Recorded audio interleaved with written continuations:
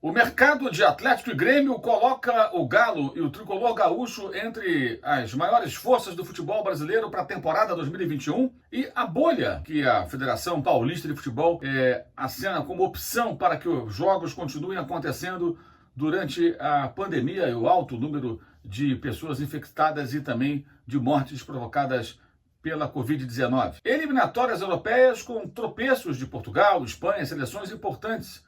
Alguém se destacando nesse momento para, quem sabe, pintar como uma força, mirando a Copa do Mundo do ano que vem no Catar? Temas do nosso papo de hoje, vá até o final desse vídeo.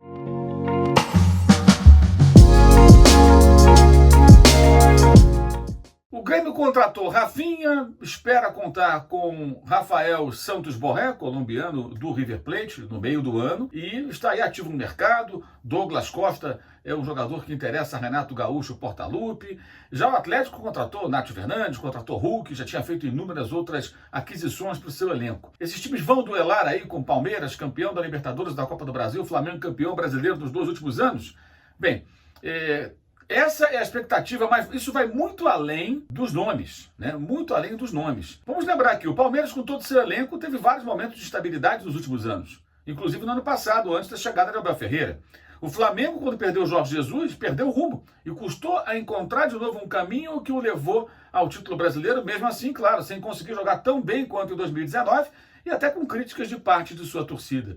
Renato Gaúcho Portaluppi, no Grêmio. Caso o Grêmio contrate, de fato, mais jogadores além do Rafinha, né? Porque até agora, certo, só ele. E Cuca, de volta ao Atlético, com um cardápio muito farto à sua disposição, jogadores diversos, terão a missão de transformar esses grupos de jogadores em times mais competitivos. No caso de Renato, ele já trabalha há muito tempo com a maior parte do elenco, claro, chegando umas 2 ou 3 jogadores, eventualmente, ele ainda assim terá a maior parte do grupo formado por jogadores com os quais ele vem trabalhando há algum tempo. Mas apesar de ter chegado à decisão da Copa do Brasil e à semifinal da Libertadores em 2020, o futebol do Grêmio ficou aquém daquilo que o time já apresentou em outros momentos.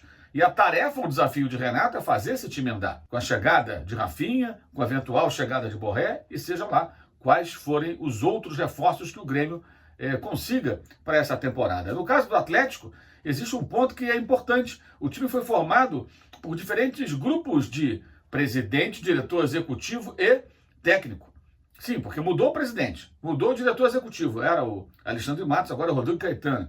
E mudou o técnico. O Jorge Sampaoli pediu N jogadores. Nátio Fernandes, por exemplo, contratado junto ao River Plate, sequer trabalhou com um técnico argentino que já está lá no comando do Olympique de Marseille, no futebol francês. E Cuca é quem vai tocar o trabalho iniciado por Sampaoli. Do Santos, ele herdou o time de Sampaoli montado e foi muito bem na Libertadores de 2020. Agora herda um Atlético que não está montado. O São Paulo não deixou um legado no Galo como havia feito no Santos em sua temporada anterior.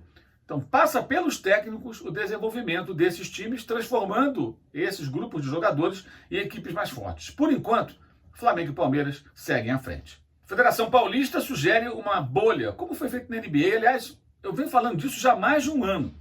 Eu acho que é um caminho, pode ser um caminho, uma solução para que os jogos possam continuar acontecendo. Digamos que for falar aqui aleatoriamente, vamos pensar aqui num raio, uma área de ação menor, né, de jogos aqui em São Paulo. Pacaembu, Allianz Parque, Morumbi ou Itaquera, ou seja, jogos na capital, estádios com vestiários confortáveis, estádios com áreas amplas, onde os jogadores possam se preparar, os profissionais possam trabalhar. Todo mundo no CT sai, joga e volta, né? Faz teste, fica lá no CT, dorme lá, funcionários não vão para casa, todo mundo vai ficar dentro do CT, os jogadores e aqueles que são essenciais saem para fazer o jogo e voltam. Árbitros também vão ter que ficar confinados num hotel, um local específico, isolado e preparado para eles. Os gandulas, todos os envolvidos nos jogos de futebol teriam que ficar isolados durante um período, aí, digamos, de um mês, para que os jogos aconteçam nesse período, com uma frequência talvez até maior, para poder acelerar o campeonato e os jogos serem realizados e, por isso, pagar aquilo que a televisão tem direito, porque ela está desembolsando dinheiro por isso, e tocar o barco. Aí as pessoas vão sempre perguntar, mas para que tanto esforço? Por que não para? Gente, isso é muito claro. E aí não é uma defesa ou não da volta do futebol. É só o óbvio que a gente tem que entender.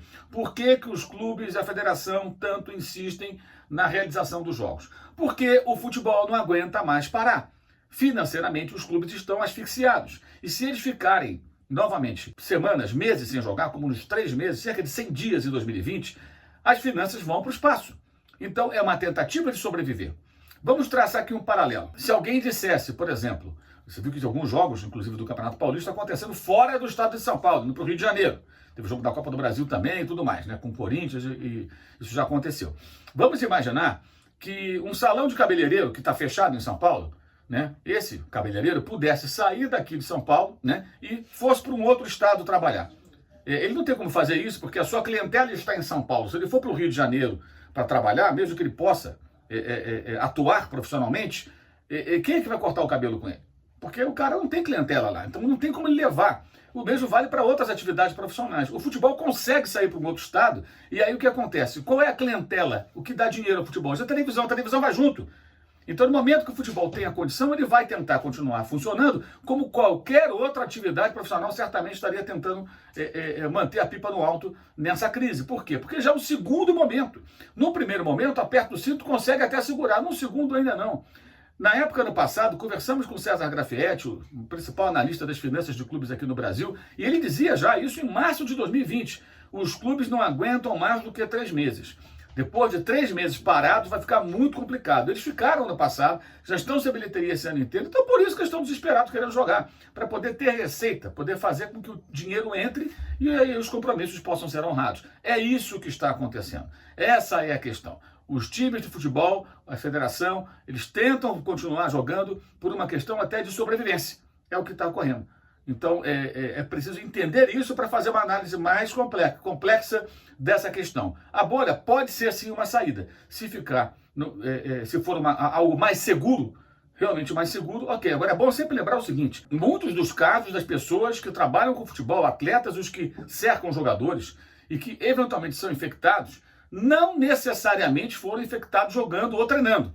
É possível que essas pessoas tenham sido infectadas fora, num ambiente doméstico, em algum lugar onde eles foram, eventualmente se aglomerando, sei lá onde, porque a gente não sabe se todo mundo está sendo responsável. Se está todo mundo na bolha, você tem até um controle maior dessa situação. Em tese, vou repetir, em tese, a bolha pode ser uma solução. Funcionou na NBA, pode funcionar em São Paulo, por um período, para pelo menos esperar que as coisas se acalmem um pouco mais, que melhore os números, né, de pessoas infectadas, que ele caia e, consequentemente, de pessoas internadas nos hospitais de São Paulo. E isso pode servir também como referência para outras regiões do Brasil.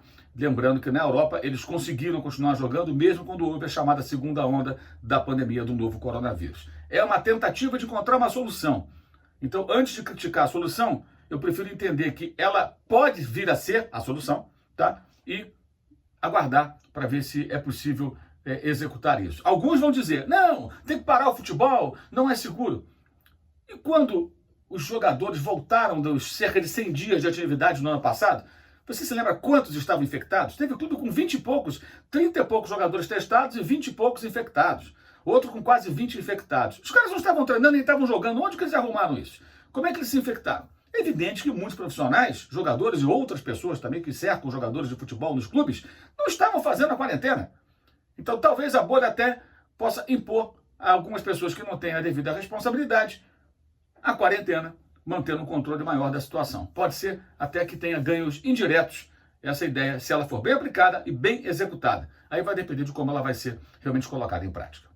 Seleções como Espanha e Portugal tropeçando, Portugal também reclamando com muita razão da bola que entrou e a arbitragem não viu, que não é nenhuma discussão do VAR, ali é incompetência da arbitragem, a bola entrou muito, o Cristiano Ronaldo ficou furioso com razão, e nem era preciso ter VAR, ali se tivesse também a tecnologia da linha do gol, que é uma outra coisa, né, aquele sistema que é usado na Inglaterra, na Premier League já há anos, né, a bola passa a linha do gol, o sistema detecta e avisa, né, com um equipamento que fica no braço do árbitro, né? Ele é avisado que a bola entrou. E a imagem depois é disponibilizada na transmissão para que todo mundo possa ver que ela de fato passa, né? Aquela computação gráfica, aquela coisa toda. Isso não é o VAR, isso é um outro sistema, né, que tira esse tipo de dúvida. E a UEFA não coloca nada disso em prática, não tem VAR, não tem isso, mas nem era preciso ter VAR. Esse é um ponto. Agora, Portugal, fato, acabou tropeçando, Espanha também tropeçando. Temos que entender que esse é o momento, primeiro, é o momento de transição, pandemia, jogos sem público, muita coisa acontecendo. Eu acho muito precoce qualquer avaliação sobre o potencial dessas seleções europeias e tal, nesse momento, jogando futebol nessas circunstâncias, tá? Eu acho que é exemplo do que acontece no Brasil com a tentativa de continuar jogando para que os clubes possam faturar e pagar os salários, honrar seus compromissos. Isso acontece no mundo inteiro, na Europa não é diferente. O que eu questiono é a quantidade de jogos de seleção. Poderiam ter sido enxugados, em alguns casos até eliminados, como a Copa América, que vai acontecer esse ano. É um absurdo que vai acontecer essa competição nesse momento. Uma competição totalmente dispensável nesse momento, né? Mas, enfim, é cedo ainda, é muito cedo. A gente tem que aguardar um pouco mais para ver quem é que vai se habilitar, quem é que vai se apresentar. Até com mais jogos entre as diversas seleções desafiadores, porque eventualmente algumas seleções pegaram adversários mais fracos agora, outras pegaram adversários mais fortes ou medianos. Então, quando você tiver algumas rodadas aí de andamento, já vai ter um retrato um pouco mais claro. E nessa pandemia, tudo tem que ser relativizado, porque não é um cenário evidentemente normal, e é claro que isso pode provocar algumas distorções na avaliação. Cedo ainda, vamos aguardar um pouco para ter uma noção mais clara de quem vai ser realmente competitivo ou vai sinalizar que tem uma equipe mais competitiva mirando a Copa do Mundo do ano que vem no Catar, no final de 2022, se é que vai acontecer. Qual?